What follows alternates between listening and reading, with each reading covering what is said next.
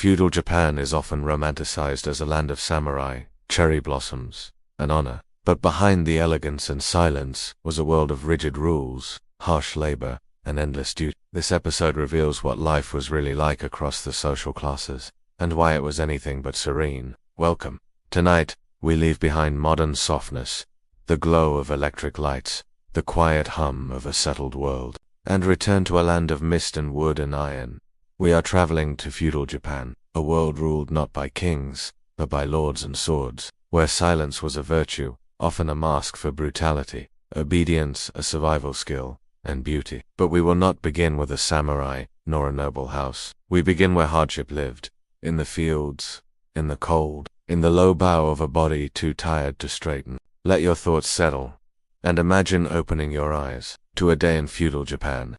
Why, you wouldn't last a day in feudal Japan. The sun rises slowly through a mist that smells of damp rice, straw, and wood smoke. You wake on a thin mat. Your breath is visible in the cold morning air. You are a peasant farmer in a distant village. You own no land. You work the soil for a daimyo, a feudal lord you've never spoken to. There is no clock, but you know the time by the stubborn crow of a rooster and the aching chill in your bones. You eat quickly. A bowl of rice porridge, thin and hot, maybe a few pickled vegetables. If it's a lucky day, there is no meat, no sweets, no second servings. You bow to your elders, to your ancestors, to the shrine in the corner of your home. Then you work. The soil is wet, your hands ache. To swallow another bowl of rice, the tools are wooden and worn, your feet wrapped in cloth, now soaked through. The air cools quickly. You bend, and bend again. You speak little. Noise is considered wasteful. At midday, you sit in the shade, not for rest, but and sip lukewarm barley tea. Then back to the fields, to the forest edge, to hauling bundles of wood and digging irrigation ditches by hand. If you stumble, you keep moving. If you complain, you are shamed. At dusk, your back is sore, your legs numb. You return home, bathe in a wooden tub, if there's time and water, quietly, eat again, bow again, deeply, then sleep, because tomorrow will be the same. And if the tax collector comes early, you'll need to give him your best rice and bow again, because in this world, you do not own your time, or your labor, or even your words, your work. You endure, and you wonder, not what tomorrow brings, but whether it will rain. The samurai who chose silence, he was not a famous warrior, not a general, not a hero carved into scrolls or sung about by bards, but he was a samurai, and in feudal Japan, that meant everything, and nothing. His name was Sheiji, a retainer to a middle-ranking daimyo in the province of Ike. He lived not in a castle, but in a small house with polished wood floors, where the garden was raked each morning. With the same care he gave to sharpening his short blade, he was trained to fight, to read, to quote poetry, to serve, but war had passed him by. He lived in a time of uneasy peace, after the battles, before the next rebellion, and so, his sword stayed sheathed. Years passed. He drank tea, wrote haiku, checked ledgers for his lord, carried messages between estate houses, offered blessings at family shrines. But then, his daimyo was accused of cowardice, not by a rival, but by his own clan. Whispers, then reports, then a letter from Edo. The lord must answer for his failure on the border. Sheiji knew what that meant. Not a trial, not a defense, but a ritual death. The lord was told to take his own life, in private, with honor, and so he did. Alone Sheiji was present, not to assist, not to protest, but to witness. When it was done, he received a sealed letter, his master's last words. Inside, not a command, not instructions, but a question: what is duty when there is no war? Sheiji did not answer. He did not seek revenge. He did not leave. He folded the letter, placed it under the lacquer box that held his lord's ashes, and from that day forward, he stopped speaking. Not a vow, not a performance. He simply said nothing. He kept raking the garden, kept sharpening the blade, kept preparing tea for visitors he never invited. He died many years later, without ceremony. No shrine, no students, only a note found among his scrolls. A sword may rest, a servant may not. And in that silence, he became a kind of legend, not for what he did, but for what he endured. Because, in feudal Japan, sometimes silence was louder than steel. The ghosts in the garden in feudal Japan. Gardens were not simply for beauty. They were spiritual spaces, designed to reflect harmony, impermanence, and the shifting moods of nature. But not all gardens were peaceful. In the province of Aizu, on the grounds of a once grand estate, there is a story that persists, softly, like wind through reeds. A nobleman, known only as Lord Eb, had a small private garden behind his residence. He rarely visited it. It was said he had lost a daughter many years before, during a winter illness. She had loved the garden, especially in spring, when the plum trees began to bloom. After her passing, no one was permitted to tend the space. Weeds grew quietly. Stones shifted, but no one entered. Then one spring, a new servant, a boy named Rengi, stepped into the garden to sweep fallen petals from the stone path.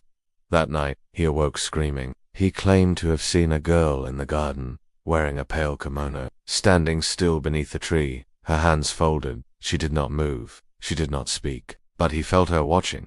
Even after he closed his eyes, the household brushed it off. A bad dream, a child's nerves. But the next morning, Lord Ibarra visited the garden for the first time in months. He stayed there until the sun had risen fully. No one spoke of it, but after that day, the path was cleared.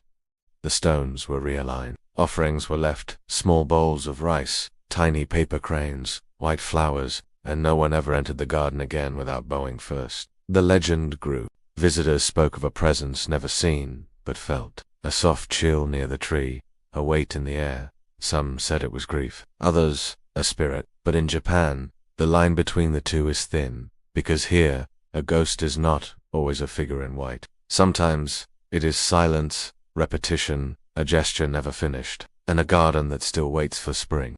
The courtesan and the blade in the pleasure quarters of Edo. The evenings were thick with perfume and poetry. Red lanterns swayed above narrow streets. Silk rustled behind paper screens. Laughter floated over the sound of shamisen strings. And within this world, a world carefully managed by law and custom, lived women, trained, not just in art. Courtesans, or oyorin, were not mere companions. They were cultural figures. Dancers, musicians, poets. They spent years learning how to walk, how to serve tea, how to recite from memory lines of classical verse that most samurai had long forgotten. But beneath the silken smiles, there was always danger, and few knew it better than Sayua, a renowned iron of the Yoshiwara district. She was known for her grace, never raising her voice, never breaking form, even when insulted. Nobles sought her company, warlords praised her, but what they didn't know was that she carried a knife, not hidden in her kimono, but in her sleeve, tied in soft cloth just beneath the wide silk cuff. It wasn't meant for sex. Not exactly, it was a symbol. A choice. In feudal Japan, a woman's value was often not hers to define. But Sayuri had made a quiet vow that no man, no client, no lord would own her completely. One night, a drunken official became aggressive, loud, insistent. He tried to follow her past the screen, into her private chamber. She bowed once, deeply, and when he stepped closer, she let the knife fall to the floor between them. But the message was clear. The official turned, said nothing, and left. The story spread, not officially, but through whispers, among other women, other courtesans. From that day on, Sayuri was still requested, still praised, but never touched without consent. She retired quietly some years later. No scandal, but in the archives of the Yoshiwara, among the logs of names and bookings, someone added a note beside hers. Obeys no one. Dances like a ghost. In feudal Japan, even those with no sword could still shape their fate. Quietly, carefully, without ever drawing blood. Beneath the silence of feudal Japan is often remembered in symbols. The sword, the blossom, the bowed head. But tonight, we looked beneath those symbols. We lived a day in worn sandals and wet fields, where the body bends endlessly beneath sky and lord. We walked beside a samurai who chose silence over spectacle, who sharpened his blade, but never raised it. We passed through a haunted garden, where memory lingers like mist among plum trees, and learned that not all ghosts wear faces. And we stood at the edge of a courtesan's chamber, where power moved, not with force, but with quiet refusal, not in scrolls or screens, but in repetition, endurance, restraint. because power here did not shout, it whispered. And now, as the echoes of those lives settle into quiet, you may feel that silence still with you, not cold, but calming. Let your breath soften, let your thoughts drift like incense in a shrine. The blade is sheathed, the garden is still, and the fields are resting. Sleep well, and thank you for listening to Quiet History.